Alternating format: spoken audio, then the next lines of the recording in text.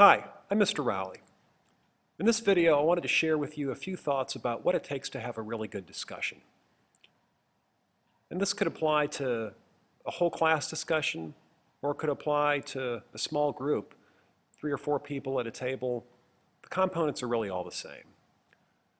By a discussion, we mean the true exchange of ideas here. Perhaps you've sat in a class before and been told that you were going to discuss something, but it actually was a question by the teacher, and one person answers, and then the teacher asks another question, and then another person answers.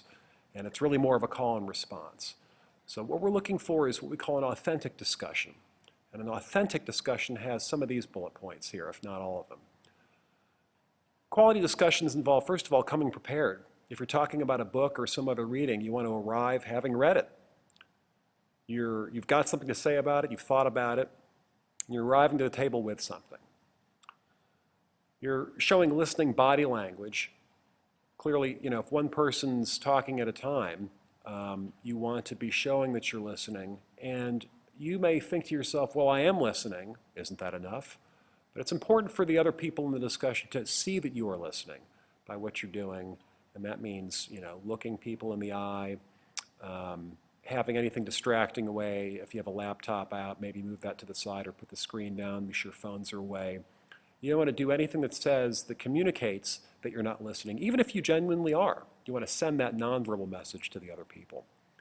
That means also staying focused on the topic and on the speaker, whoever that is, kind of shifting your body when the person moves, when the speaker moves, and not having a side conversation.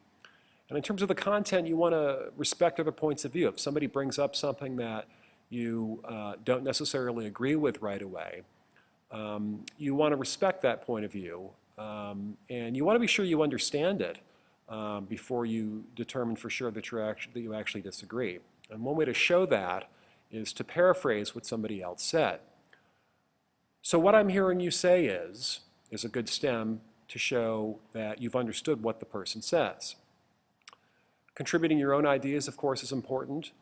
You may find, though, in a 5-minute class discussion that's the whole class, and if you're in a class with 15 or 20 people, you might not be able to actually get a comment in. But that's okay if you want to look for the next opportunity to share something, and you want to be doing some of this nonverbal stuff too.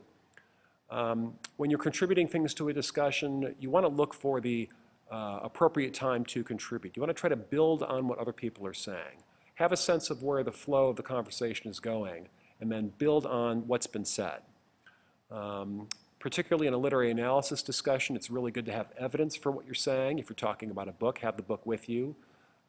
Refer to the text. You'll be amazed how compelling that is if you make a point and then read something out of the book. You're going to come across as very authoritative and very convincing if you have evidence. And then finally, you want to do some reflection at the end. The point of a discussion, of course, is to advance your understanding of the material. So take a moment after the discussion, and sometimes you'll have a structure for this, writing something about it, or maybe even doing something that night.